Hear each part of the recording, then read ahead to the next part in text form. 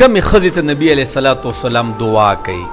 نسائی کې دی نبی علیه الصلاۃ والسلام فرمایي وای الله دې په هغه ښځه باندې رحم وکړي چې شپه کې پاسي د خوبه او تهجد وکړي او د دې سره سره خپل خاون هم را پاسي او خاون هم بیا تهجد وکړي. الله دې وای په دغه ښځې باندې رحم وکړي او د دې په الټ هغه ښځه چې ټوله شپه موبایل ته ملاستی او بای نه نپل شته نه پنځه وخته مونځونه شته او نا وخته وده شي او بیا سار مونځ هم تهیري. الله د دغې ښځې به بیا سوی، د دغې ښځې د نسل به بیا سوی، د دغې ښځې د بچو به بیا سوی.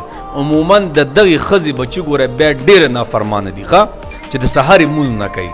نه د الله بندې سار وختي پاسه ښایسته مونځ کوه، کو تعجد نشي کولی مونځ مخکې کوه او د خپل بچیم پاسوه، خاون هم پاسوه او بهترینه خبره څه ده چې تهجد لم پاسوه د خپل بچي او د خاص کر بیا خپل خاون د نبی اسلام په دعا کې به راشي.